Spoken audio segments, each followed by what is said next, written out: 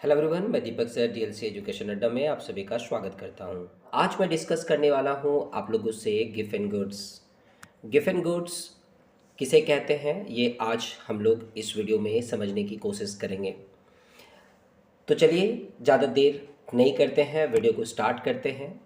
तो gift and goods से related मैंने कुछ छोटे छोटे टॉपिक डाले हैं, जैसे gift and goods are those inferior goods on which the consumer spend a large part of his income and whose demand falls with fall in their prices.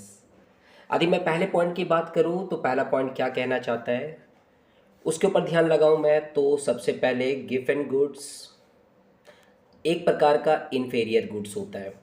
जब दो प्रोडक्ट को आप कंपैरिजन करते हैं, जब किसी दो प्रोडक्ट को आप कंपैरिजन करते हैं, उसमें से एक प्रोडक्ट क्या होता है सुपेरियर और एक प्रोडक्ट होता है इन्फीरियर। ये जो इन्फीरियर गुड्स होते हैं, ये inferior goods law of demand को फॉलो नहीं करता है। आखिर क्यों फॉलो नहीं करता है, वो आपको प्रोडक्ट के नेचर पे डिपेंड करता है। साथ ही साथ प्रोडक्ट को खरीदने वाला जो कंज्यूमर होता है उसके सेंटिमेंट पे भी डिपेंड करता है। सो गिफ्ट एंड गुड्स क्या है, एक प्रकार का इन्फीरियर गुड्स है जिस पे हर कंज्यूमर कुछ ना कुछ क्या करता है, खर्च करता है। कितना खर्च करता है, तो अपने इनकम का एक बड़ा हिस्सा उस इन्फीरियर गुड्स पे खर्च करता है। देखा गया है कि जब भी इन्फीरियर गुड्स के ऊपर ये जो खर्च किए जाते हैं, इसके ऊपर में लॉ ऑफ डिमांड काम नहीं करता है। इसलिए इकोनॉमिक्स में गिफ्ट एंड गुड्स को समझना बहुत इम्पॉर्टेंट है। यदि आप कॉमर्स के स्टूडेंट हैं या आप कॉमर्स से रिलेटेड है, तो आपको प्रोडक्ट का नेचर समझना चाहिए, कंज्यूमर का जो सेंटिमेंट है वो भी समझना होगा। वो आपको इन्फीरियर गुड्स बताता है कि इन्फीरियर गुड्स के साथ में कैसा ट्रीटमेंट होता है। तो चलिए समझने की कोशिश करेंगे एग्जाम्पल के द्वारा भी इसे हम लोग। जितने भी गिफ्ट एंड गुड्स होते हैं सारे के सारे इन्फीरियर गुड्स होते हैं, ये दिमाग में बैठा लीजिए। लेकिन सारे inferior goods gift and goods होगा ऐसा नहीं हो सकता, ठीक है ना। जितने भी गिफ्ट एंड गुड्स है वो इन्फीरियर गुड्स है। सेकंड पॉइंट कह रहा है कि all gift and goods are inferior goods. लेकिन कभी भी ये गलती मत कीजिएगा कि ऑल इन्फीरियर गुड्स जो है वो गिफ्ट एंड गुड्स है। वाइस वर्सा नहीं हो सकता है। आप लोगों ने पढ़ा होगा कि x is equal to y है तो y is equal to x होगा, है ना। ये प्रिंसिपल आप यहाँ पे यूज़ मत कीजिएगा।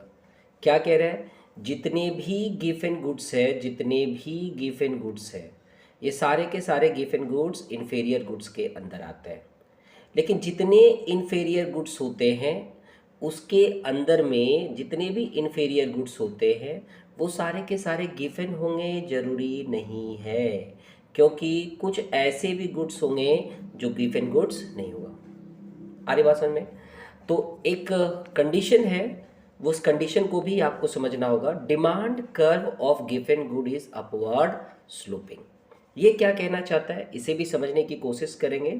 तो चलिए थोड़ा समझते हैं, लेकिन उससे पहले कुछ और इम्पॉर्टेंट बातों पे डिस्कस करते हैं। पहला व्यक्ति जिन्होंने सबसे पहले इस बात पे ध्यान दिया था कि लॉ ऑफ डिमांड में क्या होता है कि आप यदि प्राइस को बढ़ा देते हैं तो डिमांड क्या होता है, प्राइस राइज करने से वस्तु का जो डिमांड होता है वो फॉल हो जाता है। वहीं यदि प्राइस को कम कर दिया जाए तो डिमांड क्या होता है, बढ़ जाता है। ये जो फेनोमेना था ये था नॉर्मल गुड्स के लिए जहाँ पे लॉ ऑफ डिमांड काम करता है। लेकिन रॉबर्ट गिफिन ने देखा कि कुछ ऐसे भी मार्केट में प्रोडक्ट होते हैं जिसका प्राइस यदि बढ़ा दिया जाए तो कंज्यूमर उसको और ज़्यादा खरीदना स्टार्ट कर देता है, और यदि प्राइस को कम कर दिया जाए तो वो प्रोडक्ट का डिमांड और घट जाता है। तो सोचिए, ये इस प्रकार का इन्फीरियर गुड्स है गिफ्ट एंड गुड्स, जहाँ पे प्राइस के बढ़ने से डिमांड बढ़ जाता है और प्राइस के घटने से डिमांड घट जाता है, राइट। यानी कि रॉबर्ट गिफिन ने जब इस चीज़ को पॉइंट आउट किया तो जो है इसे एक और नाम दे दिया गया। क्या है? चूँकि रॉबर्ट गिफिन ने इसको सबसे पहले ऑब्जर्व किया था, इसलिए इस इवेंट को जो है ना गिफिन पैराडॉक्स कहते हैं इकोनॉमिक्स के लैंग्वेज में, गिफिन पैराडॉक्स। ये गिफिन पैराडॉक्स क्या है? तो गिफिन पैराडॉक्स कहता है कि जब भी आप प्राइस राइज करेंगे तो डिमांड भी राइज हो जाएगा, और जब भी प्राइस फॉल होगा तो डिमांड भी फॉल हो जाएगा। गिफिन पैराडॉक्स और कुछ नहीं है।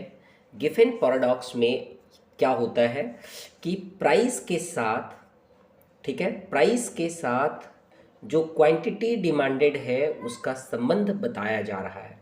गिफिन पैराडॉक्स में होता है कि प्राइस बढ़ जाने से डिमांड भी बढ़ जाता है, प्राइस फॉल होने से डिमांड भी फॉल हो जाता है।